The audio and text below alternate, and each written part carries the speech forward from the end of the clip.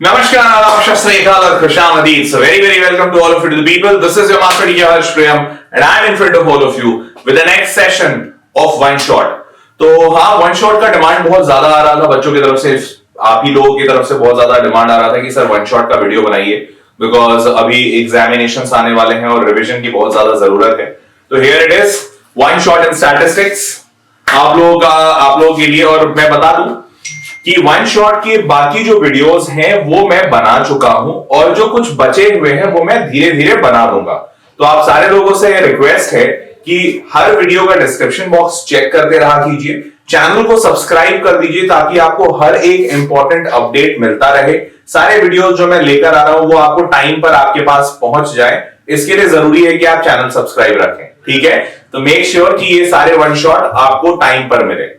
One shot videos जो मैंने बना दिए हैं वो आप देख सकते हैं. जो बनाने वाला हूं वो धीरे धीरे मैं आपको अभी शेड्यूल में दिखा देता हूं. तो जैसे आज अभी ये शेड्यूल चल रहा है कि आज वेडनेसडे का दिन, अभी 8 बजे हम लोग स्टैटिस्टिक्स का वन शॉट कर रहे हैं. परसों मतलब कल छोड़कर परसों फ्राइडे को हम लोग सीक्वेंस एंड सीरीज का वन शॉट करने वाले हैं. तो sequence and series one shot परसों करेंगे. इसके साथ मोर और लेस मैक्सिमम 11th के टॉपिक्स तो कंप्लीट हो जाएंगे. 12th का टॉपिक भी मैं साइड बाय साइड कर रहा हूं. तो कल 12th का एक वन शॉट होगा, रिलेशन फंक्शन मोस्ट प्रोबेबली. तो कल इसी टाइम पे 12th का वन शॉट होने वाला है रिलेशन एंड फंक्शन का. ठीक है, तो सारे लोग आइएगा जरूर. चलिए शुरू करते हैं आज का सेशन. अब आज के सेशन में हमें पढ़ना क्या है, तो हमें स्टैटिस्टिक्स पढ़ना है. और स्टैटिस्टिक्स में बहुत सारी चीजें आपको जाननी है 11th में खासकर. तो 11th में वो चीजें क्या है वो पहले समझ लेते हैं. तो यार सबसे पहली चीज जो आपको जाननी है वो है मेजर ऑफ सेंट्रल टेंडेंसी. अब ये सेंट्रल टेंडेंसी का मेजर क्या है, क्या मतलब होता है, इसका ध्यान से समझिए. तो देखो, इसमें कुछ भी खास नहीं है, तुम्हें वही सारी चीजें जाननी है जो तुमने 10th में पढ़ाई की थी. ठीक है, जैसे कि अरिथमेटिक मीन, ज्योमेट्रिक मीन मैंने आपको 10th में भी बताया था, वैसे अभी 11th में भी आप लोगों ने पढ़ लिया है. और हार्मोनिक मीन. तो जीएम और एचएम से क्वेश्चंस कम आते हैं थोड़े, लेकिन अरिथमेटिक मीन से आते हैं और आपको मैक्सिमम यही सीसी चीज पे ध्यान देना है. ठीक है, ये हो गई पहली चीज. अब दूसरी चीज पे बात करें तो positional average, that is median and mode. आपने ये दोनों चीजें ऑलरेडी पढ़ रखी है, मीडियन भी पढ़ा है और मोड भी पढ़ा है. तो मीडियन और मोड ये आपको दूसरी चीज पे ध्यान देना है. ठीक बात, समझ गए. अब शुरू करते हैं एक एक करके. तो यार मीन का फॉर्मूला बचपन से तुम पढ़ते आए हो कि भाई साहब mean is equals to sum of all values divided by total number of values. Ungrouped data के लिए हम लोग यही करते हैं कि भाई जितने वैल्यूज हम सबको ऐड कर दो divided by total number of values. तो ये आ गया आपका मीन. मूविंग ऑन, अगर फ्रीक्वेंसी वाला डिस्ट्रीब्यूशन है, फ्रीक्वेंसी में या तो वो अनग्रुप्ड होगा या तो वो ग्रुप्ड होगा, दोनों ही हो सकते हैं. बट वहां पे फ्रीक्वेंसी अगर दिया हुआ है तो भी हम पढ़े हैं 10th क्लास में fi xi, f1 x1 f2 x2 f3 x3. तो summation fi xi divided by summation fi या फिर सम ऑफ ऑल फ्रीक्वेंसीज, ये भी आपने पढ़ा है. तो this formula is for mean. ये ग्रुप डेटा अनग्रुप डेटा दोनों में काम करता है. तो ये फॉर्मूला भी आपको पता है. मूविंग ऑन, अब शॉर्टकट मेथड में आप लोगों ने 10th क्लास में अज्यूम्ड मीन मेथड पढ़ा था. अज्यूम्ड मीन याद आ रहा है? Assumed mean method. इस अज्यूम्ड मीन मेथड में हम एक ए वैल्यू मान लेते थे. यहां पे ये कैपिटल ए हुआ करता था क्लास 10th में, जहां पे हम ए मानते थे. समेशन fi di होता था और ये di की वैल्यू होती थी xi minus A. I guess याद आ रहा होगा. याद आ रहा है? कमेंट बॉक्स में लिखकर जरूर बताना कि हाँ सर ये सारी चीजें याद है, बिकॉज कमेंट बॉक्स में आपके कमेंट हमेशा रहते हैं, कभी खत्म नहीं होते. तो मैं तो कहता हूं लाइव चैट से ज्यादा इस्तेमाल तुम कमेंट बॉक्स का करो. ठीक है, चलिए. तो आपने ये बात भी समझ ली, ये अज्यूम्ड मीन मेथड. अब क्लास 10th में ही आपको एक और मेथड था जिसका नाम था स्टेप डेविएशन मेथड. और ये अनफॉर्चुनेटली चूंकि पिछले साल पैंडेमिक था तो 10th में जो बच्चे अभी इस साल 11th में, उन बच्चों के लिए ये सिलेबस से हटा दिया गया था. तो मैं आपको क्या सजेशन दूंगा, देखो अब पूरा का पूरा स्टेप डेविएशन पढ़ाने बैठूंगा तो बहुत लंबा टाइम लगेगा. तो आप ऐसा करना, आप लिखना स्टैटिस्टिक्स वीडियो बाय हर्ष प्रियम. पिछले साल तो तुम पढ़े हो, लेकिन पिछले के पिछले साल मतलब 2019 का वीडियो अगर तुम देखोगे तो उसमें मैंने स्टेप डेविएशन पूरा पढ़ाया है, बिकॉज उस वक्त सिलेबस से ये हटा नहीं था. तो आप मेरे ही वीडियो उठा लीजिएगा, वहां पे स्टेप डेविएशन मैंने पूरा पढ़ाया है, उसको पढ़ लीजिएगा और बहुत आसानी से फिर आपको ये समझ में आ जाएगा. इसमें ज्यादा कुछ नहीं है. जैसे यहां पे हम लोग क्या करते हैं, di is equals to xi minus A. अब बस अगर आप इस di में h से डिवाइड कर दो तो वो एक नया टर्म देता है ui. जैसे xi में मैंने a माइनस किया तो di मिल गया, इसी di xi माइनस a में h डिवाइड कर दोगे तो नया टर्म मिल जाएगा ui, और आप जो पहले fi di कर रहे थे अब वो fi ui करने लगो।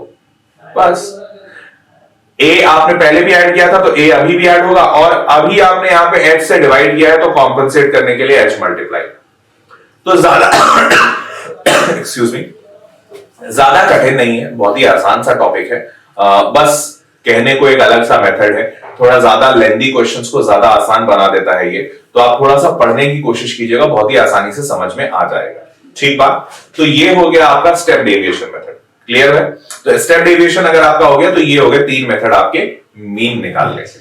ठीक, अब आगे बढ़ते हैं। तो वेटेड मीन की बात करें तो वेटेड मीन भी आपको 10th में पढ़ना था। जिन लोगों ने नहीं पढ़ा है एक बार वापस से अपने आर एस अग्रवाल को उठाइएगा, आर एस अग्रवाल में वेटेड मीन दिया हुआ है, आर एस अग्रवाल उठाइएगा या फिर आर डी शर्मा उठाइएगा, दोनों में कहीं पे भी आप देखिएगा वेटेड मीन आपको मिल जाएगा। आसान सा टॉपिक है, ज्यादा कठिन नहीं है। तो वेटेड मीन का भी फॉर्मूला यहाँ पे दिया हुआ है, जस्ट लाइक ये वेटेड मतलब एफ आई की जगह पे डब्ल्यू आई आ जाएगा, वेट ऑफ दैट वैल्यू। ठीक है, तो आप इसको देख लीजिएगा। मूविंग ऑन, कंबाइंड मीन की अगर बात करें तो कंबाइंड मीन क्या होता है कि अगर कोई दो डिफरेंट सेट दिया हुआ है, तो एक सेट मान लो दिया हुआ है जिसका मीन x1 है, दूसरा सेट दिया हुआ है जिसका मीन x2 है, तो अगर इन दोनों सेट का टोटल कंबाइंड मीन निकालना है हमें तो क्या करेंगे? तो इसका बड़ा सिंपल सा तरीका होता है। जैसे मान लो कोई क्लास जैसे 10th A है, अब 10th A में भैया 10 बच्चे हैं और इनका एवरेज मार्क्स आया है 25 आउट ऑफ 30, और एक 10th B है, 10th B में हमारे पास 20 स्टूडेंट्स हैं और इनका एवरेज मार्क्स आया है 20 आउट ऑफ 30। तो अगर मुझे जानना है कि 10th है और 10th B का टोटल एवरेज कितना है तो हम क्या करेंगे? तो बड़ा सिंपल सा है, 10 students everyone getting 25 marks, average वही है, तो टोटल मार्क्स कितना हो गया 250, और 20 स्टूडेंट्स गेटिंग 20 मार्क्स, तो एवरेज टोटल कितना हो गया 400। इन दोनों को ऐड कर दो, divided by total number of students कितने हैं 30। तो यही फॉर्मूला यहां पे भी लिखा हुआ है, number of students into average plus number of students into average divided by total number of students. तो इसे कहते हैं कंबाइंड मीन। अगर यहां पे 2 है तो 2 के लिए, अगर मल्टीपल है तो ऐसा फॉर्मूला लगा दो, n1 x1 n2 x2 n3 x3 n4 x4 dot dot dot divided by n1 n2 n3 n4, that's it. तो बड़े सिंपल तरीके से आपको ये मिल जाएगा, ये ज्यादा कठिन नहीं है। अभी एक क्वेश्चन कराऊंगा उससे और अच्छा क्लियर हो जाएगा। ठीक, चलिए जल्दी से मेरे को कमेंट बॉक्स में लिख के बताइए कि क्या आप सबको इतना फॉर्मूला पहले से पता था, या फिर इसमें से कौन सा फॉर्मूला आप भूल चुके थे या नहीं पता था, या फिर आपने कभी देखा ही नहीं। हो सकता है कुछ ऐसा फॉर्मूला वेटेड मीन वाला बहुत सारे बच्चे बोल सकते हैं सर हमने देखा ही नहीं, या कई सारे ऐसे फॉर्मूले होंगे जो आपने देखा होगा लेकिन भूल गए थे, आज आपको याद आया। जल्दी से कमेंट बॉक्स में लिख के बताओ, ठीक है। चलो अब शुरू करते हैं एक सवाल, और देखो ये सवाल मैं इसलिए लेकर आया हूं क्योंकि ये जेईई मेंस में आया है 2021 में, मतलब इसी साल आया हुआ है, और मैं आपको दिखाना ये चाहता हूं कि देखो ये 10th क्लास का कंसेप्ट है, बट डिस्पाइट 10th के कंसेप्ट के होने के बावजूद ये क्वेश्चन जेईई में आया हुआ है, और वो भी इसी साल, ज्यादा पुराना नहीं है, मतलब रेगुलरली जेईई इस पे सवाल पूछ रहा है। अब देखिए सवाल क्या है, ध्यान से समझिए। तो यार सवाल ये है, the mean age of 25 teachers in a school is 40 years. एक स्कूल में 25 टीचर का जो मीन एज है वो है 40 साल। ठीक बात, ठीक है। अब ध्यान से देखो ये कि 25 टीचर्स हैं, तो अगर मैं इसमें मीन का फॉर्मूला लगाऊं तो मीन का फॉर्मूला ऐसा होगा, summation xi divided by n, capital N मतलब number of all the teachers, is equals to mean. तो ये मीन जो है, ये मीन दिया हुआ है 40 इयर्स, तो ये 40 लिख दिया मैंने, और नंबर ऑफ टीचर्स ये भी दिए हुए, तो नंबर ऑफ टीचर्स यहां पे है 25। तो अगर मैं क्रॉस मल्टीप्लाई करूं तो बहुत ही आसानी से आपको मिल जाएगा, summation xi is equals to 40 into 25 मतलब 1000। मतलब सारे के सारे 25 टीचर हैं, उन सबका एज अगर ऐड कर दे समेशन xi तो 1000 आएगा। 25 टीचर्स के सारे के एज को ऐड कर दो तो 1000। ठीक बात। अब उसके बाद कहता है, a teacher retires at a age of 60 year, मतलब इसमें से 25 में से एक टीचर चला गया और उसका उम्र था 60 साल। तो जो टोटल 1000 था, 1000 टोटल था, इस 1000 में से एक 60 माइनस करोगे बिकॉज 60 इयर्स का एक टीचर जा रहा है, उसके जगह पे एक न्यू टीचर आता है, a new teacher appointed at his place. तो उस टीचर का एज मुझे नहीं पता, मैं मानता हूं उस टीचर का एज रहा होगा कुछ y मान लेते हैं, x तो हम बार बार यूज कर रहे हैं, y मान लेते हैं। एक टीचर गया उसके वजह से -60, एक टीचर आया उसके वजह से +y। नंबर ऑफ टीचर्स में कोई चेंज हुआ क्या? नहीं, क्योंकि भाई जाहिर सी बात है एक टीचर गया है और एक टीचर आया है, तो एक टीचर गया 24 हुआ, एक वापस आ गया तो 25, तो number of teachers are still 25, तो होल डिवाइडेड बाय 25। ये हो गया हमारा नया मीन, है ना। और ये नया मीन यहां पे दिया हुआ है, if the mean age of the school teachers in the school is now is 39। अब जो मीन है वो 39 हो गया है। तो अगर अब मीन 39 हो चुका है, तो अब बताइए कि जो नया टीचर आया उसका एज क्या है। देखो कितना सिंपल सा लीनियर इक्वेशन है ना। बस ये 25 को इधर मल्टीप्लाई करो, जैसे ही मल्टीप्लाई करोगे, if I am not wrong, ये 975 बनेगा। मैं इधर सॉल्व कर दे रहा हूं।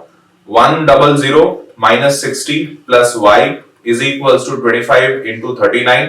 ये if I am not wrong तो 975 बन रहा है।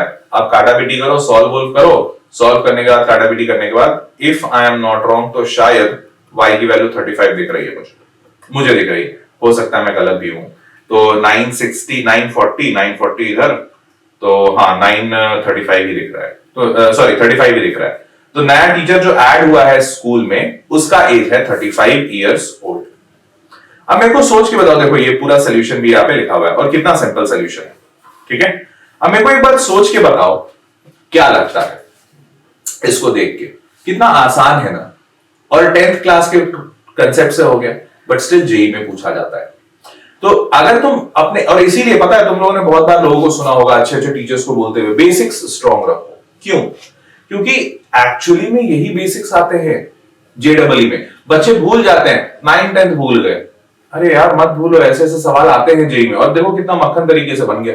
वो तो मुझे इतना समझाना पड़ा क्योंकि मुझे मेरे दिमाग में कहीं ना कहीं ये बैठा हुआ कि तुम लोग भूल गए होगे, नहीं तो इसको 2 मिनट में बना देता, या जितना जल्दी यहाँ पे दिया हुआ है ना, जितने आसानी से उतने आसानी से आंसर आ जाता। ठीक है, चलो आगे बढ़ते हैं। अब अगला प्रॉपर्टीज ऑफ मीन, ये भी आपने 10वीं में जरूर पढ़ा होगा। क्या कि यार पहला प्रॉपर्टी की अगर सारे ऑब्जर्वेशन में से कोई एक, मतलब आप सारे ऑब्जर्वेशन में से मीन को माइनस करो और उन सबको ऐड कर दो तो टोटल वैल्यू 0 होती है। उसी तरीके से अगर फ्रीक्वेंसी के साथ ऐसा करें तो भी 0 होगा। सिमिलरली अगर मैं इसका स्क्वायर करूं तो भी ऐसा ही मिनिमम होगा। फिर मूविंग ऑन, ये इसी अगर मीन में मैं कोई भी एक कांस्टेंट वैल्यू लैम्डा को मल्टीप्लाई कर दूं तो हमारा जो फाइनल मीन होगा वो भी लैम्डा टाइम्स मल्टीप्लाई होगा। तो ये सब जो कुछ प्रॉपर्टीज हैं जो आपने 10th में पढ़े हैं वही सेम है। तो ये थ्योरी के लिए मैंने यहाँ पे लिख दिया है, मैं ज्यादा टाइम यहाँ पे वेस्ट नहीं कर रहा हूं। हाँ, आपको एक बात बता दूं, इन सब का आपको पीडीएफ मिल जाएगा। इस वीडियो के डिस्क्रिप्शन में नीचे जाओगे ना तो एक लिखा रहेगा कि link for PDF, drive link for PDF notes. तो आप उस पर क्लिक करोगे तो आपको सारे के सारे नोट्स मिल जाएंगे। ठीक है ना, मूविंग ऑन। उसी तरीके से आप मीडियन की बात कर लेते हैं। तो देखो यार यहाँ पे मीडियन जो है, ये मीडियन आपको दिख रहा होगा। ये मीडियन आपने पढ़ा ही है कि भैया अगर n ऑड है, नंबर ऑफ टर्म्स ऑड है, तो n प्लस 1/2th टर्म इसका मीडियन बनता है। अगर n number of terms even है तो n/2th और n/2 प्लस 1th ये दोनों टर्म का एवरेज ले लो और वो मीडियन बनेगा। तो ये सारे 10 की चीजें ही सेम है यहाँ पे। ठीक है, ये हो गया मीडियन। मीडियन भी आप समझ गए, अनग्रुप ग्रुप दोनों के लिए। नाउ मूविंग ऑन, मीडियन अगर आपके पास ग्रुप फ्रीक्वेंसी है तो उसके लिए एक फॉर्मूला भी पढ़ा था 10th में, याद करो, L plus n/2 minus CF। यहाँ पे इन्होंने कैपिटल F लिया है, हमने इसको 10th में CF के नाम से पढ़ा था। Do you remember? CF upon F into H। यहाँ पे cumulative frequency of the preceding class होता था। Extremely sorry. हाँ, तो आई एम प्रीटी श्योर कि आप सारे लोगों ने ये वाला चीज पढ़ा जरूर होगा। अब अगर पढ़ा है तो ये फॉर्मूला बहुत ही आसान हो गया आपके लिए। ठीक है, ज्यादा टफ तो बिल्कुल ही नहीं है। अब मुद्दे की बात, ये चीज आपने जान ली, ये चीज आपने समझ ली, lower limit of the median class, ये सारी चीजें। अब इस पे बेस्ड फॉर्मूला क्वेश्चंस आएंगे और जेईई में आएंगे, मैं मजाक नहीं कर रहा। चलो देखते हैं। देखो एक जेईई वाला सवाल, इसमें क्या किया है, ऐसे सवाल तुम याद करो, तुमने RS अग्रवाल और RD शर्मा दोनों जगह देखा था। हमने 10th में इसको ज्यादा ध्यान नहीं दिया था। क्यों? क्योंकि बोर्ड्स में ऐसे सवाल नहीं पूछते, ये बोर्ड्स के हिसाब से कॉम्प्लिकेटेड हो जाएगा, लेकिन कंसेप्ट 10th का है। तो जल्दी से तुम क्वेश्चन पढ़ो, मैं तब तक पानी पी लूं थोड़ा।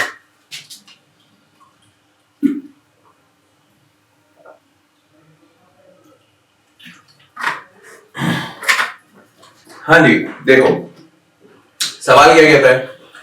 सवाल कहता है कि consider the following frequency distribution. यहाँ पे दिया हुआ है, मीन इसका दिया हुआ है, देखो यहाँ पे मीन दिया हुआ है और मीडियन भी दिया हुआ है, इसका मीडियन भी 14 दिया हुआ है। Then the value of a minus b का होल स्क्वायर, और a और b ये पे यहाँ पे अननोन है। ठीक बात, इतनी समझ में आ रही है, क्लियर है? चलिए, अब अगर इतनी बातें आपको समझ में आ रही हैं तो अब अगर मैं आगे बढ़ूं तो एक सेकेंड। हाँ जी, अब अगर मैं आगे बढ़ूं तो ध्यान से देखना, consider the following frequency, class दिया हुआ है 0 से 6, ठीक है। अब ये 0 से 6 आपको पता है मीन दिया हुआ है, तो मीन वाला फॉर्मूला लगाना होगा, और यहाँ पे फ्रीक्वेंसी है तो मीन का फॉर्मूला होता है समेशन fi और xi। अब ये xi कैसे निकालोगे, याद करो xi क्लास मार्क होता था इसका मिड वैल्यू, तो 0 और 6 का मिड वैल्यू 3, 6 और 12 का मिड वैल्यू 9, यहाँ पे 15, यहाँ पे 21, यहाँ पे 27। मिड वैल्यू याद है ना, देखो xi इज इक्वल्स टू क्या होता था, lower limit plus upper limit divided by 2। I guess तुम सबको याद होगा ये, ठीक है। तो ये हो गया xi, ये है fi। तो आप यहां क्या कर सकते हो, आप fi xi लिख सकते हो। मैं ब्लैक कलर से लिख देता हूं, शायद कलर देखने में दिक्कत हो रहा हो, तो मैं यहाँ पे fi xi लिख देता हूं। तो अब अगर fi xi लिखोगे, ये है 3 बेटा, 3 इंटू a मतलब 3a, थोड़ा सा घिचपिच हो रहा है, प्लीज मैनेज कर देना। 9 इंटू b तो 9b, 15 इंटू 12, 15 इंटू 12 कितना होता है, 15 इंटू 12 180, और वैसे ही 21 इंटू 9 189, और 27 इंटू 5 कितना होता है 135। ठीक बात, ये आ गया fi xi। अब मीन के लिए क्या चाहिए आपको, तो मीन के लिए आपको चाहिए समेशन fi xi, इन सबका addition divided by summation fi। Summation fi मतलब ये जो फ्रीक्वेंसी वाला है ना, ये पूरा पार्ट, इन सबका एडिशन चाहिए, यही चाहिए। अब तो समेशन fi xi में इन सबका ऐड, तो एडिशन करो 180 180 360 369 135, 504 आ रहा है, 504 प्लस 3a प्लस 9b, ठीक है, डिवाइडेड बाई समेशन fi। तो fi ऐड करो a प्लस b, 12 9 12 9 21, 21 और 5 26, 26 आ रहा है, 26 plus a plus b। This is equals to 309 बटा 22, 309 बटा 22। अब देखो एक बात है कि आपको इसको क्रॉस मल्टीप्लाई करने में थोड़ा लेंदी जा सकता है, लेकिन ध्यान रखना है इस बात को, जेडबलई का सवाल है बेटा, ज्यादा दिमाग नहीं लगाना पड़ रहा, यही अपने आप में बड़ी बात है। आपको बस कैलकुलेट करना है, कैलकुलेशन तो तुम कर ही लोगे, 2-4 मिनट एक्स्ट्रा लगेंगे, यही ना, बस तो उतना तो कर ही लेना। तो आपने करना क्या है, इसको इधर क्रॉस मल्टीप्लाई, इसको इधर क्रॉस मल्टीप्लाई करके एक इक्वेशन बनाओगे, and I am pretty sure तुम समझ रहे होगे कि वो इक्वेशन ए और बी में बनेगी, A B equals to something something आएगा यहाँ पे, ठीक है। ये पहला इक्वेशन, मुझे नहीं पता, सॉल्व करने में लंबा टाइम लगेगा तो मैं उसको छोड़ रहा हूं, ठीक है, पहला। अब इसी प्रकार से आप मीडियन भी निकाल सकते हो, देखो इसी प्रकार से आप मीडियन भी निकाल सकते हो। मीडियन का फॉर्मूला अभी अभी हमने पढ़ा कि यार median is equals to L plus N by 2 minus C F divided by F into H, ऐसा ही कुछ।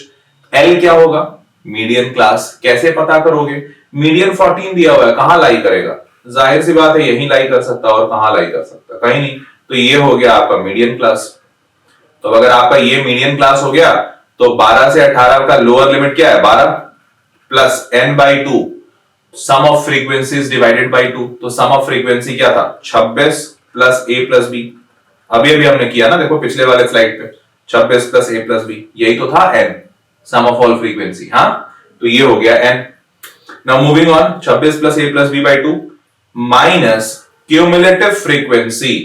क्यूमुलेटिव फ्रीक्वेंसी मतलब मीडियन क्लास से पहले वाले का क्यूमुलेटिव। तो यहां पे ये a है, यहां पे a प्लस b बनेगा क्यूमुलेटिव फ्रीक्वेंसी। समझ पा रहे हो कुछ, क्यूमुलेटिव फ्रीक्वेंसी क्या होता था याद है, पहला, फिर दूसरे वाले में पहला प्लस दूसरा, तीसरे वाले में पहला दूसरा तीसरा सब ऐड होके, याद आ रहा कुछ।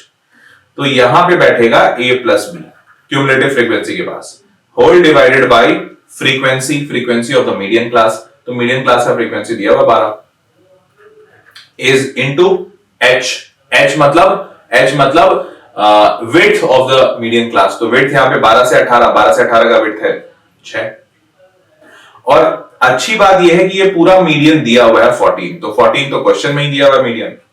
अब देखो यहां से जब तुम सॉल्व करोगे, तो यहां से ये 6 कटा 12 को 2 बार में, ये 12 इधर जाके इसको 2 बना देगा, 2 दूना 4 हो जाएगा, if I am not wrong, तो माइनस a बाई 2। तो मैं सॉल्व कर ही देता हूं इसको, ये तो आसान है, सॉल्व हो जाएगा। तो मैं इसको कर देता हूं 2 इंटू 2 इज इक्वल्स टू 26 बटा 2 plus a plus b by 2 minus a plus b। तो if I am not wrong ऐसा ही कुछ आ रहा है ना, 2 बार में कटा, हाँ ठीक है, बिल्कुल ऐसा ही आ रहा है, ऐसा ही आ रहा है। अब अगर इसको सॉल्व किया तो ये 13 माइनस a बाई 2 इधर भेजा 13 और इधर 4, 9 9 दूनी 18। बेटा a प्लस बी की वैल्यू 18 आ रही है, मेरी आ रही है, हो सकता है गलत भी कोई आओ कुछ तो देख लेना। ये आपका बना दूसरा इक्वेशन।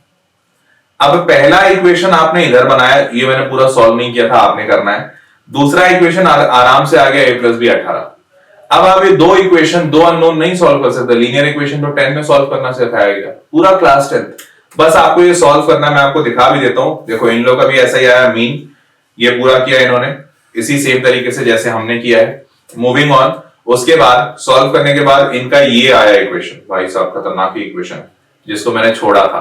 तो 81a plus 37b equals to 1018, ऐसा इक्वेशन है पहला इक्वेशन।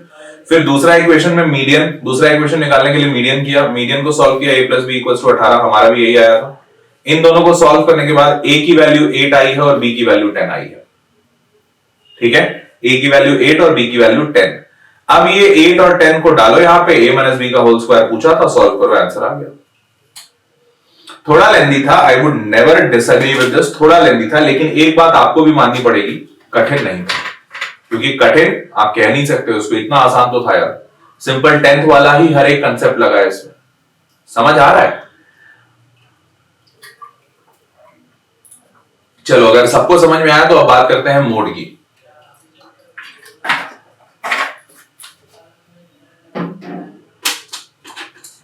हाँ जी बेटा, चलो लेट्स मूव ऑन। अब बात करते हैं in a frequency distribution the mode is the maximum value. Mode आपको सबको पता है कि भैया मोड वो होता है जिसका फ्रीक्वेंसी सबसे ज्यादा हो, या फिर अगर अनग्रुप डेटा हो तो एक ऐसा वैल्यू जो सबसे ज्यादा बार मैक्सिमम अकरिंग वैल्यू हो। तो मैक्सिमम अकरिंग वैल्यू को ही हम फ्रीक्वेंसी कहते हैं अनग्रुप डेटा में, और ग्रुप डेटा में जिसकी फ्रीक्वेंसी सबसे ज्यादा हो उसको कहते हैं। बड़ा सिंपल सा था। चलिए अब मोड का फॉर्मूला भी आपने, अरे ये क्या हो रहा है, क्यों भाई बुरा भाई? हाँ, मोड का आपने वो भी पढ़ा होगा बचपन में, फॉर्मूला 10th क्लास में, यही वाला फॉर्मूला पढ़ा था तुमने 10th में बोर्ड में, याद करो। ये क्या हो गया, क्यों, अरे क्यों बुरा मान रही है? अरे भाई 8 सेकंड रुक जाओ, सब ठीक ठाक, बुरा ना मानो भैया। हाँ जी, तो मैं क्या कह रहा था, मैं कह रहा था कि ये आपने बचपन में पढ़ा है मोड के बारे में। इस मोड का आपने 10th क्लास में फॉर्मूला भी पढ़ा है। तो L प्लस, याद करो वहां 10th में जब तुमने पढ़ा था तो ये F1 minus F0 upon 2F1 minus F0 minus F2 हुआ करता था। तो देखो 0-1 से फर्क नहीं पड़ता, मतलब है इसका मतलब क्या था। तो अगर आपको याद हो तो ये F1 वो वैल्यू हुआ करती थी जो मॉडल क्लास की वैल्यू हुआ करती, मॉडल क्लास फ्रीक्वेंसी, याद आ रहा है कुछ, मॉडल क्लास फ्रीक्वेंसी। और F0 प्रीसीडिंग होता था, F2 उसके बाद वाला होता था, ऐसा ही होता था। तो मैं वही चीज यहां पे लिख देता हूं, इसको F1 कर देता हूं, इसको F0 कर देता हूं, इसको F2, आपको ताकि 10th वाला ही याद रहे, ताकि कुछ भी कंफ्यूजन ना हो। तो ये same formula as it is है, और N2H मतलब क्लास विड्थ। ठीक है, अब ये वाला फॉर्मूला भी आपने पढ़ रखा है, mode equals to 3 median minus 2 mean, again 10th वाला चीज, और यही सब 11th में पढ़ना है। मैं ऐसा नहीं कि सिर्फ रिवाइज करवा रहा हूं, 11th में ऐसा पढ़ना है, तुम चाहो तो एनसीईआरटी उठा के देख लो। ठीक है, चलो ये पढ़ दिया, 3 median minus 2 mean equals to mode. ठीक बात। अब बात करते हैं मेजर ऑफ डिप्रेशंस। तो देखो डिप्रेशन में, अब स्टैटिस्टिक्स में ये जो दूसरी चीज आपको पढ़नी है दैट इज डिप्रेशन। इसमें आपको 3 चीजें जाननी है। पहला रेंज, जो आप ऑलरेडी जानते हैं, upper limit minus lower limit. दूसरा मीन डेविएशन। तो मीन डेविएशन क्या होता है ना, कि जो भी वैल्यू होती है उसमें कोई एक पर्टिकुलर वैल्यू से कितना डेविएशन आ रहा है उसका मीन निकाला जाता है। ठीक है, और तीसरा होता है वेरिएंस, जो आपके लिए पूरा पूरा नया है, वो मैं आपको अभी बताऊंगा। समझ गए? ये 3 चीजें आपको जाननी है, जिसमें आपने पहली ऑलरेडी पढ़ रखी है, ये दूसरा बहुत ही आसान है, तीसरा वाला नया है जो कि 11th का एकदम कहते हैं ना पूरी तरह से ये 11th वाला पार्ट है, ये 11th वाला, ये आपको अभी बताऊंगा। ठीक है, चलिए अब कोएफिशिएंट ऑफ रेंज, ये भी एक तरह का फॉर्मूला है, बस याद रख लो कि भैया कोएफिशिएंट ऑफ रेंज क्या होता है। ये होता है डिफरेंस ऑफ एक्सट्रीम वैल्यूज, मतलब जो भी एक्सट्रीम वैल्यू होगा जो भी क्लास का, divided by sum of extreme values. जहां जरूरत आएगी वहां बता दूंगा। आगे बढ़ते हैं, ये है बेटा मीन डेविएशन। अब मीन डेविएशन को तुम ऐसे समझो, याद करो जब तुम 10th में अज्यूम्ड मीन मेथड पढ़ रहे थे तो उस वक्त याद है तुमने किया था xi माइनस a, ऐसा कुछ किया था तुमने। अभी जो तुमने xi माइनस a किया था, ये xi माइनस a क्या है? तो इसे ही हम कहते हैं डेविएशन, इसे ही हम कहते हैं डेविएशन। समझ पा रहे हो? सारे लोग जल्दी बताओ, समझ पा रहे हो? डेविएशन हम इसे ही कहते हैं। तो ये जो डेविएशन मैं बता रहा हूं ना कि ये इसे डेविएशन कहते हैं, इसी डेविएशन का जब हम मीन निकालते हैं तो उसे हम कहते हैं मीन डेविएशन। उसे हम क्या कहते हैं? Mean deviation. अब मुद्दे की बात ये कि तुम पूछ सकते हो कि सर इसकी जरूरत क्या है या कहां से वगैरह वगैरह। तो अगेन यार, ये स्टैटिस्टिक्स का बस एक पार्ट है, तो तुम पढ़ लो, क्योंकि इसका जरूरत कहां आएगा तो आगे चल के आएगा, बट अभी उसमें ज्यादा नहीं हो सकता है। ठीक है, अब mean deviation ungroup data xi minus a divided by n number of values, और fi into xi minus a, जैसा कि हम करते थे, ये fi इंटू di है, याद करो, mean fi into di divided by n। तो एग्जैक्टली सेम है, बस वहां पे हम मीन के लिए क्या करते थे, इसमें एक प्लस ए करते थे, यहां पे हम ऐसा कुछ नहीं करेंगे, दैट्स इट, उतना ही डिफरेंस है। ठीक बात समझ गए? अब आगे बढ़ते हैं। और यहां पे ध्यान रखिएगा, यहां पे ए को हम अज्यूम मीन नहीं कहते हैं, यहां पे हम ए को कहते हैं वो वैल्यू जिसके अबाउट हमें डेविएशन कैलकुलेट करना है। मतलब एग्जाम्पल के तौर पे तुम इसको ऐसे समझो कि मान लो विराट कोहली है, ठीक है।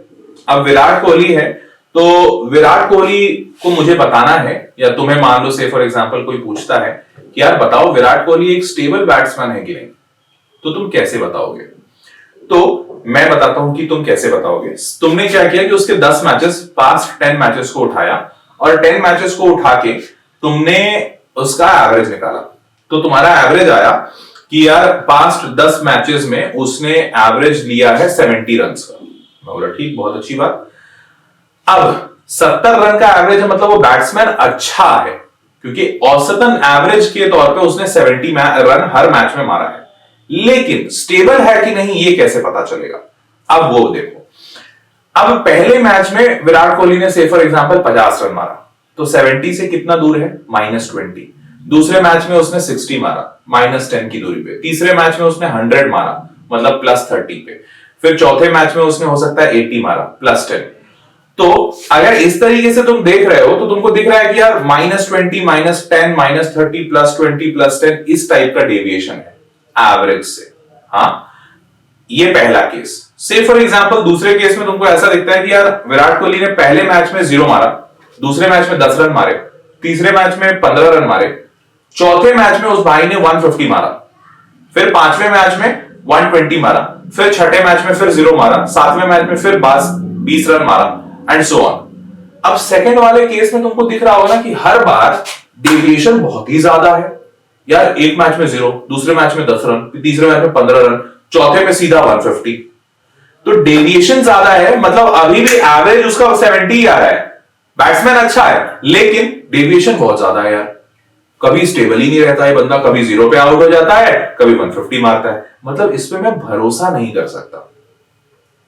तो आपको इस तरह का डेटा कहां से पता चलेगा? इस तरह का डेटा आपको मीन डेविएशन से ही पता चलेगा कि भैया कितना डेविएट कर रहा है हमारा वैल्यू। और अब ठीक है, विराट कोहली के केस में हम लोग ऐसा इस्तेमाल नहीं करते हैं, लेकिन मशीन के केस में हम इस्तेमाल करते हैं। मान लो कोई हमारी मशीन है और हमें देखना है आउटपुट कैसा दे रही है। अगर बहुत ज्यादा डेविएट कर रही है मतलब हमारा मशीन स्टेबल नहीं है, और अगर डेविएशन कम है मतलब मशीन स्टेबल है। तो this is where we use it. Clear बात? समझ गए सारे? अब आगे बढ़ते हैं, सवाल करते हैं। एक सवाल कहता है, the sum of the deviations of 50 observation, 50 observation लिए गए, उनका डेविएशन 30 के अबाउट निकालना है। 30 मतलब ये वो वैल्यू है जो ए है, अभी भी आपको दिखाया ना ए वैल्यू, मतलब 30 के अबाउट कितना वैल्यू डेविएट कर रही है हमारी, वो देखना है। तो ये सम जो है ना, सम पूरा डेविएशन का, वो दिया हुआ है 50।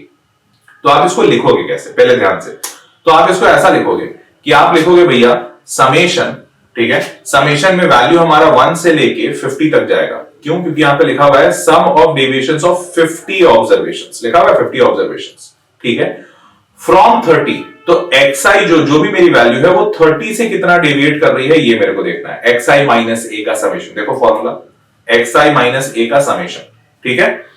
अब इन सब का जो टोटल सम है, देखो मीन नहीं बोला गया, ये जो फॉर्मूला है यहाँ पे डिवाइडेड बाय n इसलिए लिखा गया है क्योंकि ये मीन का फॉर्मूला है, लेकिन हमें कह रहा है यहाँ पे आप सिर्फ सम दिया हुआ है, ये सम कितना दिया हुआ है, ये सम 50 है, तो दिस इज इक्वल्स टू 50।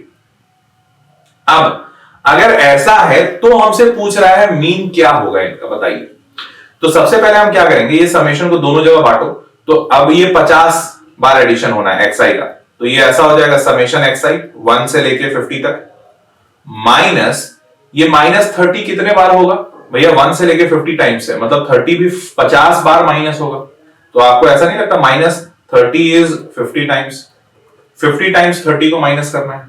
हाँ, समेशन हटा दिया यहां से, इज इक्वल्स टू 50। तो अब आप ये वाली वैल्यू उठाओ, इधर डाल दो, तो इधर डालोगे तो समेशन xi आ जाएगा आपका। समेशन xi क्या आया 1 से लेके 50, इसकी वैल्यू आई 50 और प्लस 13 इंटू 50, 30 इंटू 50 कितना होता है 1500, तो 1500 और 50 मतलब 1550। ये वैल्यू हो गई आपकी समेशन xi की, ये वाली वैल्यू कौन सी हो गई समेशन xi की। अब समेशन xi की वैल्यू 1550 आ गई। अब आपको चाहिए क्या, आपको मीन चाहिए। तो मीन तो बड़ा आराम है, मीन में क्या करना रहता है, समेशन xi जिसकी वैल्यू हमने निकाल ली है divided by total number of values, तो टोटल वैल्यूज 50 है। तो समेशन xi हमें पता है 1550 divided by 50, simple simple answer calculate कर दो 31 आ जाएगा। 31 इज द मीन। अब बताओ कितना सिंपल था, कोई भी रॉकेट साइंस था इसमें। भले तुम हो सकता है ये मीन डेविएशन नहीं पढ़े हो, पहली बार सुने हो, लेकिन कितना आसान था कि नहीं? जल्दी से कमेंट बॉक्स में बताओ मेरे को कि आसान लगा कि नहीं। और तुमको अब ये फील आ रहा है कि सर ऐसे ऐसे सवाल, स्टैटिस्टिक्स आता ही है जेडबलई में, ऐसे ऐसे स्टैटिस्टिक्स के सवाल आएंगे तो हर हाल में 2-3 जितने सवाल आएंगे वो पूरा पूरा मार्क्स तुम ले जाओगे। आ रहा है कॉन्फिडेंस? ऐसे ही आते हैं सिंपल सिंपल सवाल। और तुमको तो अभी भी दिखा दिया कितना पुराना है, कोई पुराना नहीं, 2019 का है, कोई पुराना सवाल नहीं, एकदम रिसेंट सवाल है सब। समझ रहे हो? चलो आगे बढ़ते हैं। अब अगली चीज जो आपको आखिरी चीज पढ़नी है वो है variance, variance and standard deviation. अब ये वेरिएंस और स्टैंडर्ड डेविएशन क्या होता है? तो देखो वेरिएंस और स्टैंडर्ड डेविएशन को आपको ऐसा समझना है, यहां पे डेफिनेशन पढ़ लो पहले। The variance of a distribution is the mean, ध्यान रखना, मीन ऑफ किसका, square of deviations of variate from there mean. मतलब अभी हमने जो पढ़ा ना xi माइनस a, हमने पढ़ा xi माइनस a, यही तो हमें डेविएशन दे रहा था। तो यहां कहता है कि वेरिएंस निकालने के लिए आपको इनके स्क्वायर का मीन निकालना होगा और डेविएशन a के अबाउट नहीं निकालना है, square of deviations of variate from there mean. मतलब ये जो xi है ये अपने मीन से कितना डेविएट हो रहा है। जो विराट कोहली वाला मैंने एग्जांपल दिया था ना भाई, विराट कोहली हर मैच में अलग अलग मार रहा है, उसका एवरेज से वो कितना दूर है, यही स्टैंडर्ड डेविएशन बताता है। मतलब स्टैंडर्ड डेविएशन मुझे बताएगा कि विराट कोहली स्टेबल बैट्समैन है या अनस्टेबल। समझ पा रहे हो? तो xi इज दैट डेटा और x bar is that mean. तो xi माइनस x बार मतलब वो डेविएशन, इस डेविएशन का स्क्वायर करने का, इसी चीज के वैल्यूज का मीन निकालने का, और इसका जो मीन निकलेगा वही आपको देगा the variance of the distribution. समझ पाए? हाँ, तो वेरिएंस आपको मिल गया। अब एक बार जब आपको वेरिएंस मिल गया है तो वेरिएंस को से स्टैंडर्ड डेविएशन हम कैसे निकालते हैं? तो वेरिएंस का अगर हम रूट कर दें तो यही चीज हमें देता है स्टैंडर्ड डेविएशन। वेरिएंस का देखो यहां पे हमने स्क्वायर किया था ना, स्क्वायर करके मीन निकाला था, तो अब हम अंडर रूट करेंगे तो यहां से हमें स्टैंडर्ड डेविएशन मिल जाएगा। और ये तरीका होता है स्टैंडर्ड डेविएशन। समझ में आया कि नहीं? जल्दी से कमेंट बॉक्स में लिख के बताओ। बहुत ही सिंपल सा कंसेप्ट है, कुछ नहीं करना है आपको। आपको क्या करना है, डेविएशन लेना है अबाउट मीन, तो वैल्यूज माइनस मीन, इन सब का स्क्वायर करना है और उसका मीन निकाल देना। That's it, plain and simple. मैं अभी एक क्वेश्चन करके दिखाता हूं, एकदम समझ में आएगा। ठीक है? अब इसी में फॉर्मूला थोड़ा सा और ट्विस्ट कर सकते हैं, जैसे जो मैंने बताया एकदम सिंपल वाला फॉर्मूला वो तो ये है। और ध्यान रखना, अच्छा स्टैंडर्ड डेविएशन जो है ना, इसको हम सिग्मा से भी दिखाते हैं। ये जो 6 टाइप का लिख रहा है ना, केमिस्ट्री में तुमने सिग्मा पढ़ा होगा, सिग्मा बॉन्ड, पाई बॉन्ड, नहीं पढ़ा तो पढ़ोगे। तो ये सिग्मा जो है ना, इसे ही हम स्टैंडर्ड डेविएशन को सिग्मा से दिखाते हैं। अब ये मत कहना सर ये तो केमिस्ट्री नहीं है, सारे केमिस्ट्री फिजिक्स वाले हमारे मैथमेटिक्स से ही ये नोटेशंस चुराते हैं, ग्रीक लेटर्स।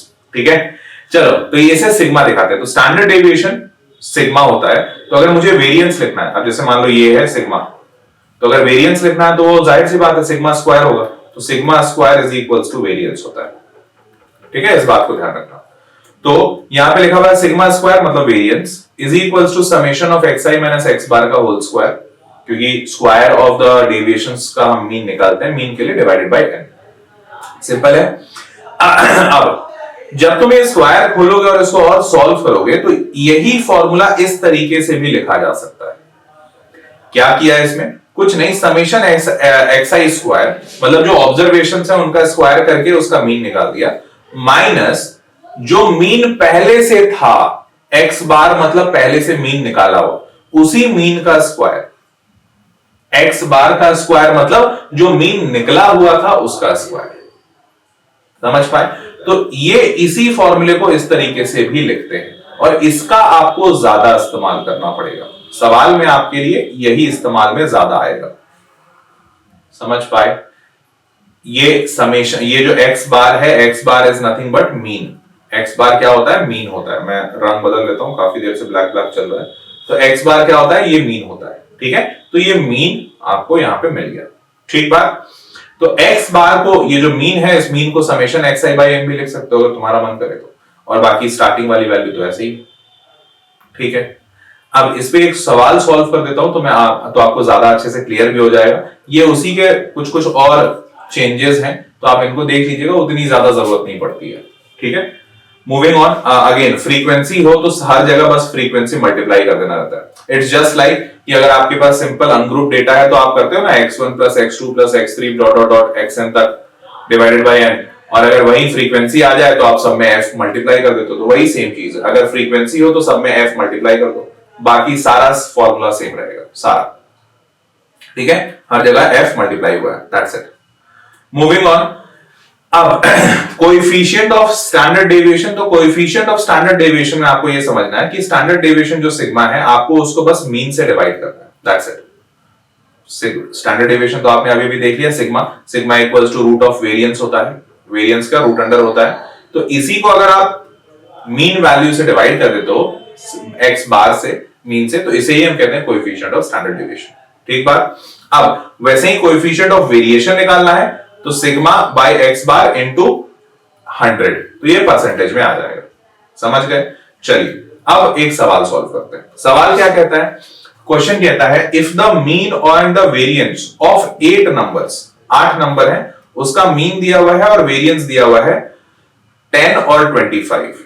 10 और 25 मीन और वेरिएंस है। तो सबसे पहले मीन तो निकाल लोगे तुम बड़े आराम से। मीन क्या होता है? इन सबके वैल्यूज का सम। तो सम कर लो भैया पहले। 7 3 10, 10 19, 19 और 12, 21 और 31, 31 और 13, 34, 44, 44 20, 64, 64 आ रहा है, प्लस x प्लस y आ रहा है, divided by 8, because total 8 quantities है। ये मीन दिया हुआ है यहाँ पे 10, तो आप सॉल्व करोगे बड़े आराम से, x प्लस y मिल जाएगा 16।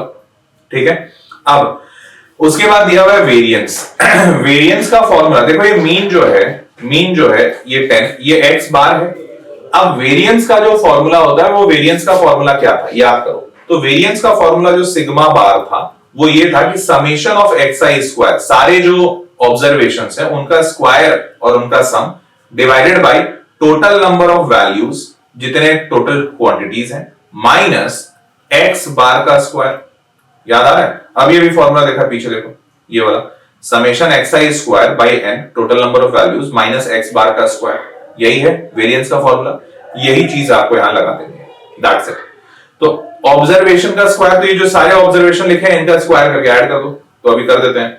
जैसे सिग्मा स्क्वायर क्या होगा? Sigma square is equals to 3 का square 9, 7 square 49, 81, 144 and 169 and 400 and x square and y square. ठीक बात? Whole divided by number of quantities क्या है? 8, और माइनस क्या था? तो माइनस यहां पे ध्यान रखना, माइनस यहां पे 10 का स्क्वायर, क्योंकि मीन का स्क्वायर करना है, तो 10 का स्क्वायर। और ये सारी चीज, ये वेरिएंस है, वेरिएंस दिया हुआ है कितना? 25, तो ये हो गया 25। ठीक बात? अब ये जो 10 का स्क्वायर है 100, ये 100 को अगर आप इधर भेजोगे तो प्लस में हो जाएगा, बिकॉज इधर माइनस का रखा हुआ है।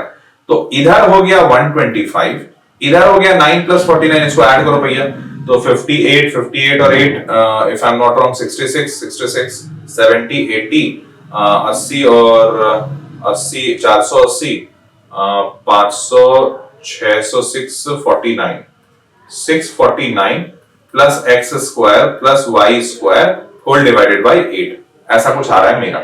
हो सकता है शायद मैं गलत हूं, तो देख लेना भैया। इसको इधर भेजोगे तो ये 1000 हो जाएगा, हाँ 1000 हो जाएगा। तो आपको दिखेगा 649 plus X square plus Y square is equals to 1000। If I am not wrong तो X square plus Y square is equals to हो जाएगा 650, तो 351 हो जाना चाहिए। यार मुझे ऐसा क्यों लग रहा है कि मैंने कुछ गलती की है, मुझे ऐसा देखकर तो लग रहा है, एक बार कर लेते हैं। तो 169 170 17 8 3 और 1 मिनट 3 और 5, हाँ 250 और 250 और 150 400 250 और 150, हाँ 400 और ये हो गया 58 और 58 400, 1 मिनट 400 और 400 800 में यार कुछ तो गड़बड़ हो गया, एडिशन भी गलत हो गया, रुक जाओ भाई आराम से कर लेने दो। 58 और 8 66 66 और 144 66 हाँ 1 मिनट 1 क्या 58 58 क्या कर रहा हूं मैं, 58 अच्छा मैं 81 को 8 कर दे रहा हूं, 58 और 159, हाँ 59 और 80 8 5 14 149 और 144 तो 288 में 5 और 293 में 176 है। कितना गंदा सा कैलकुलेशन है। ठीक है आराम से कीप इट कूल। इन दोनों को ऐड करते हैं पहले। तो 170 ये 250 हो गया और 144 और ये 250, 1 मिनट इन दोनों को ऐड करेंगे तो 400 में 6 कम, तो इन दोनों को 250 और 400 में 6 कम 396 394 और 7, तो ये हो गया 794 और इन दोनों को ऐड करो तो ये हो गया 58, 794 और 58 मतलब 60, तो 792 प्लस 60 9 6 15 852 852। अच्छा अब आया फाइनल सही आंसर, तो 852 आ रहा है, सॉरी ये 649 मैंने गलत लिखा था, 852 आ रहा है। 852 में तो if I am not wrong 150 148, तो इसको भी हटाओ 148 आ रहा है। उम्मीद करता हूं इस बार सही किया होगा। तो x प्लस वाई, ये जो x प्लस वाई है हमारा वो x प्लस वाई पहले ही आ चुका था 16, तो x प्लस वाई जो 16 है अगर दोनों तरफ आप स्क्वायर करते हो तो आराम से आपको x square plus Y square plus 2xy is equals to यहाँ पे क्या 16 का square if I am not wrong तो 256, ठीक है 256 मिल गया और x square plus Y square दिया हुआ है 148, तो ये जो 148 वाली वैल्यू है इसको उठा के इधर भेजो तो बड़े आराम से 2xy is equals to 256 minus 148 150 अगर किया तो 106 और 108, तो 108 आ रहा है और xy 2 से कैंसिल करोगे तो if I am not wrong ये 54 आ रहा है। फाइनली हो गया, तो 54, हाँ 54 सही आंसर है। मैंने गलती की थी, माफी चाहते हैं, एडिशन में कोई गड़बड़ हो गया था, लेकिन हाँ अच्छी बात सीखने वाली ये है, पहला तो आसान है, दूसरा लेंदी है तो कैलकुलेशन मिस्टेक हो सकता है जैसे मुझसे हो रहा था। तो कई बार मैं भी परेशान हो जाता हूं जस्ट लाइक यू गाइस कि यार बहुत लंबा कैलकुलेशन होता है ना, जब से इस टाइप का मतलब पेचीदा सा एडिशन एंड सबट्रैक्शन, तो ये हो जाता है। तो आप भी इस चीज को समझ लीजिएगा कि आपसे भी ये हो सकता है, तो पहले से प्रैक्टिस अच्छी रखिएगा, ठीक है। तो ये फाइनल आंसर XY की 54 आया और यही आपसे पूछा गया था, सवाल में यही बोला गया था कि XY की वैल्यू क्या होगी बताइए, तो ये आपने सॉल्व कर दिया। अब अगर ये भी समझ में आ गया तो लेट्स मूव ऑन। अब वेरिएंस पे कुछ प्रॉपर्टीज बता दें। तो देखो यार वेरिएंस का प्रॉपर्टी में क्या है कि अगर सारे वैल्यूज में मैं कोई भी कांस्टेंट ऐड करता हूं या सब्ट्रैक्ट करता हूं तो इससे वेरिएंस पे कोई फर्क नहीं पड़ता है। फिर से, वेरिएंस में कोई भी वैल्यू मैं ऐड कर रहा हूं, कोई भी कांस्टेंट ऐड करता हूं सारे ऑब्जर्वेशंस में, तो वेरिएंस पे कोई फर्क नहीं पड़ेगा। अगर लेकिन मैं मल्टीप्लाई कर दूं तो ये कांस्टेंट वैल्यू स्क्वायर की तरह मल्टीप्लाई हो जाता है वेरिएंस में। मतलब अगर मान लो हमारे पास कोई क्वांटिटी दिया हुआ है ए बी सी डी, या ए बी सी डी नहीं लेते 1 2 3 4 5 4 5 डॉट डॉट डॉट डॉट, और ऐसा कुछ वेरिएंस आ रहा है एक्स मान लो, और इन सब में मैंने लेमडा मल्टीप्लाई कर दिया, मतलब लेमडा इंटू 1 2 लेमडा 3 लेमडा ऐसा टाइप से कोई कांस्टेंट मल्टीप्लाई कर दिया डॉट डॉट डॉट ऐसा, तो जो वेरिएंस पहले एक्स था अब वो लेमडा स्क्वायर टाइम्स एक्स हो जाएगा। मतलब जो भी कांस्टेंट मैंने मल्टीप्लाई किया वो स्क्वायर बन के मल्टीप्लाई हो जाएगा वेरिएंस में, ठीक बात। लेकिन एडिशन में ऐसा कुछ नहीं है, एडिशन करोगे तो उससे कोई चेंजेस नहीं आएंगे। ठीक, मूविंग ऑन। इसी की वजह से एक और फॉर्मूला भी देख लीजिए। ये फॉर्मूला बेसिकली दो सीरीज का है। अगर मान लो तुम्हारे पास कोई दो डिफरेंट सीरीज हो, टू सीरीज कंटेनिंग N1 और N2, तो उसका X1 और X2 वेरिएंस है, सॉरी द मीन, इनका X1 X2 मीन है, वेरी सॉरी, X1 बार और X2 बार इनका मीन है। कोई दो सीरीज दिए हुए हैं जिसके अंदर N1 और N2 टर्म्स हैं, और इनका जो वेरिएंस है वो सिग्मा 1 स्क्वायर और सिग्मा 2 स्क्वायर है। अगर ऐसा सिचुएशन है तो इन दोनों सीरीज का जो कंबाइंड वेरिएंस होगा उसका फॉर्मूला ऐसा दिया जाता है। ये बस आखिरी सा कंसेप्ट है, थोड़ा सा मतलब बस फॉर्मूला देखने में डरावना है। बाकी ये फॉर्मूला अगर ध्यान हो जाए तो इस पे बस सवाल कर लो। एक ही सवाल है, वो मैं आपको होमवर्क दूंगा, बिकॉज आखिरी सवाल है तो एक सवाल तो होमवर्क रहना चाहिए। तो इससे रिलेटेड ये वाला सवाल अभी कुछ दिनों पहले आया था, मतलब 2021 का ही है, तो अभी कुछ दिन पहले मार्च में ही आया है। तो ये मैं आपको, चूंकि ये आखिरी सवाल है इसलिए इसको होमवर्क छोड़ रहा हूं, नहीं तो इसको भी सॉल्व करा देता, बट ये आखिरी क्वेश्चन है तो ये आपको सॉल्व करना है। फॉर्मूला इसके लिए मैंने तुमको यहां पे दिखा दिया है, ठीक है। हाँ, अगर नहीं सॉल्व हो तो इसके लिए पूरा का पूरा सोल्यूशन यहां दिया हुआ है, तो ये आप सोल्यूशन देख सकते हो, लेकिन कोशिश करना कि आप सोल्यूशन देखे बगैर ही इस क्वेश्चन को सॉल्व करो, ठीक है। सबको क्लियर है? चलिए, अगर सबको क्लियर है तो मेरे प्यारे बच्चों, आज का जो अपना स्टैटिस्टिक्स है वो वन शॉट यहीं पे खत्म होता है। जितनी भी थ्योरी थी वो सब मैंने बता दी, सब पे एक एक क्वेश्चन कराने की कोशिश किया हूं। जाहिर सी बात है एक वन शॉट में सारे क्वेश्चंस नहीं सॉल्व हो सकते हैं, तो जो क्वेश्चंस छूट गए हो या फिर आपको अगर ध्यान में हो तो और क्वेश्चंस आप जरूर सॉल्व कीजिएगा। आप कोई मॉक पेपर उठा लीजिए और उन जगहों से क्वेश्चंस आप जरूर सॉल्व करें, उससे आपकी प्रिपरेशन ज्यादा अच्छी होती है, ठीक है। और कोई मदद अगर वेदांतु के साइड से चाहिए तो वेदांतु आपके लिए मदद कर रहा है। अभी अभी वेदांतु ने सीबीएसई का एक क्रैश कोर्स भी लॉन्च किया है, देखो दिख रहा है। और मैंने कुछ दिन पहले बताया भी था कि ये 12th वाले बच्चों के लिए लॉन्च किया गया है, सीबीएसई बोर्ड्स के लिए। टर्म 1 का क्रैश कोर्स है, और अच्छी बात यह है कि ये टर्म 1 का सिर्फ मैथ का क्रैश कोर्स है। तो अगर बहुत सारे बच्चे ऐसे होते हैं कि सर हमें तीनों की जरूरत नहीं, मैथ फिजिक्स केमिस्ट्री नहीं चाहिए, सिर्फ मैथ चाहिए, सिर्फ फिजिक्स चाहिए, तो अभी हमने पायलट मोड बोले तो मतलब देखने के लिए कि आपको इसकी कितनी जरूरत है और ये कितना अच्छा डिमांड, मतलब मार्केट में इसकी कितनी जरूरत है, ये देखने के लिए हमने सिर्फ मैथ्स का लॉन्च किया है। और अच्छी बात यह है कि इसका प्राइस भी 1/3 है। जैसे टोटल जो क्रैश कोर्स लॉन्च होता था वो 3000 4000 का होता था, तो दिस इज डिवाइडेड बाई 3, ये 1000 रुपीज का क्रैश कोर्स है, दैट्स इट। उसमें भी डिस्काउंट मिलके ये 1000 भी नहीं रहता, ये 900 रुपीज हो जाता। तो 900 रुपीज में आपको टोटल 13 एआई लाइव क्लासेस मिलते हैं। अब ये एआई लाइव क्लासेस क्या है वो भी बता देता हूं। तो बेसिकली होता क्या है ना, लाइव क्लासेस में जैसे मान लो मैं तुमको लाइव पढ़ा रहा हूं, तो कई बार बहुत सारी चीजें छूट जाती हैं या ध्यान नहीं रहा, या मान लो बच्चे ने, जैसे तुम वेदांतु में पढ़ते हो तो लाइव क्लासेस जब होती हैं तो बच्चे ने सामने से डाउट पूछ लिया, अब सर उसको डाउट बताने लगे, या फिर कुछ बच्चे ने बदमाशी कर दी, सर उसमें ध्यान लग गया और सर कहीं और ही चले गए। तो कई बार लाइव क्लासेस में ये सारी दिक्कतें होती हैं। तो बहुत सालों से हम लाइव क्लासेस पढ़ा रहे हैं, मतलब सब कोई लाइव पढ़ा रहा है, तो हमने सोचा कि यार क्या पढ़ाने का तरीका लाइव से भी अलग कुछ और हो सकता है क्या, उससे भी बेहतर। एक तो होता है रिकॉर्डिंग के ऊपर होता है लाइव। तो हमेशा बच्चा समझता है सर रिकॉर्डिंग से तो ज्यादा ही बेहतर है लाइव। अच्छी बात है, बिल्कुल करेक्ट भी है, रिकॉर्डिंग से ज्यादा अच्छा होता है लाइव। हमने एक एक्सपेरिमेंट किया और हमने सोचा कि क्या यह मुमकिन है कि रिकॉर्डिंग से बढ़िया लाइव से भी बढ़िया कुछ और हो जाए। तो यहां पे हमने आर्टिफिशियल इंटेलिजेंस घुसाया। यस, हमने यहां पे आर्टिफिशियल इंटेलिजेंस घुसाया।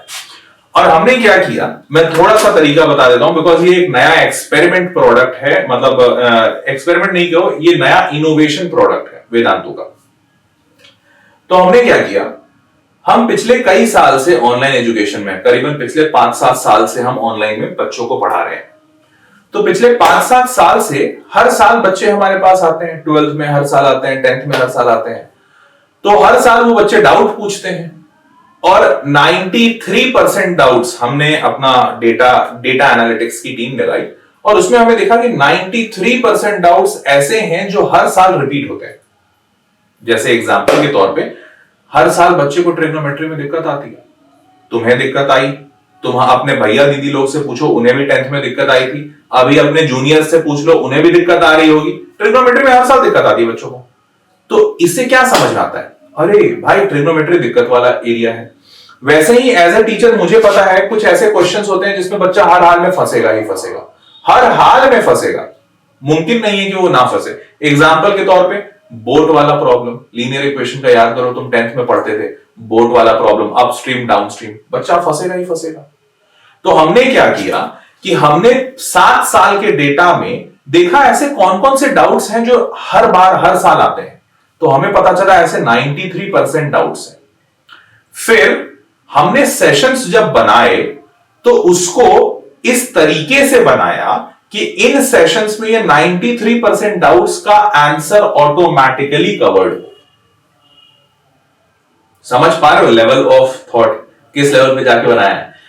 तो इसीलिए हमने सोचा रिकॉर्डिंग के ऊपर लाइव। अब लाइव में तो 93% डाउट्स हम नहीं ले सकते थे ना, एक इंसान कितना याद रखेगा। जैसे मान लो अगर मैं ही लाइव ले रहा हूं, मेरे को ध्यान है अपस्ट्रीम डाउनस्ट्रीम का एक प्रॉब्लम, बट वो तो एक क्वेश्चन है ना, ऐसे तो 10 क्वेश्चन आए होंगे लीनियर इक्वेशन इन 2 वेरिएबल्स में। तो हमने क्या किया, वो सारे 93% डाउट्स इन लाइव सेशन में टीचर्स को टाइम टू टाइम बताया, और बताने के बाद ऐसे सेशंस बनाए जिन सेशंस में ऑटोमेटिकली वो टीचर ये सारे डाउट्स को आपका आंसर कर देगा। तो आपके जो डाउट्स आते थे उसमें 93% डाउट आपके सेशन में ही क्लियर हो जाएंगे। बचे 7% अगर आपके पास कोई यूनिक डाउट है जो कहीं क्वेश्चन में आंसर, मतलब कहीं सेशन में नहीं आंसर हुआ है, तो भैया आपके पास स्पेशल डाउट क्लासेस होंगे, मतलब टीचर्स लेंगे डाउट क्लासेस, और आप उस डाउट क्लास में अपने 7% डाउट पूछ लेना। लेकिन सोच के देखो, 93% डाउट जो पहले टीचर इंडिविजुअली डाउट क्लास लेकर बताता था, अब आज के डेट में एआई लाइव क्लासेस में वो 93% डाउट्स आपके ऑटोमेटिकली आंसर हो जाएंगे। Can you just imagine the level of innovation, and that is what we are known for. Vedantu इसी के लिए तो जाना जाता है यार। हम तो मतलब हम बस ये नहीं कहते कि हम बस पढ़ाते हैं, हम तुम्हें कुछ इस तरीके से पढ़ाएंगे ना कि तुम बस आंख बंद करोगे और बोलोगे वाह मजा आ गया। तो दीज एआई लाइव क्लासेस, और अच्छी बात यह है कि इतना बड़ा इनोवेशन प्रोडक्ट इतने कम दाम में क्यों मिल रहा है, बिकॉज पहली बार है, मतलब अभी अभी हमने लॉन्च किया है, हमें देखना है। कहते हैं ना कि जब कोई भी प्रोडक्ट लॉन्च होता है मार्केट में तो वो इंट्रोडक्टरी प्राइस में लॉन्च होता है, और जब वो अच्छा चल जाएगा तो फिर भाई दाम बढ़ जाएंगे, हर हाल में दाम बढ़ जाएंगे। तो ये अभी 900 में सिर्फ इसलिए दिया जा रहा है ताकि आपसे फीडबैक मिले, आप लोग बताएं कैसा है सेशन। और इसमें आपको ये 13 एआई लाइव क्लासेस मिलेंगे। इन एआई लाइव क्लासेस में आपके ऑलरेडी सारे मैक्सिमम डाउट्स आंसर्ड रहेंगे। टीचर इस तरीके से चीजों को बताएंगे कि पास्ट ईयर में जो बच्चों को डाउट आए हैं वो आपको भी आ रहे होंगे, तो आपके डाउट्स आंसर हो जाए। ठीक है, बाकी आपको टेस्ट सीरीज वगैरह मिलेगा, तो पूरा 2 mock test, 2 full length mock test रहेगा। उसके बाद सेशन असाइनमेंट मिलेंगे, उसके बाद फिर टेस्ट मिलेंगे, वो सब मिलता ही, मतलब वो सब जो बेसिक चीजें वो तो मिलेंगी। तो आपको करना क्या है, इसमें एनरोल करने के लिए ये 15 नवंबर से बैच शुरू हो रहा है, ज्यादा दिन दूर नहीं है। ये इसी वीडियो के डिस्क्रिप्शन बॉक्स में आपको लिंक मिल जाएगा।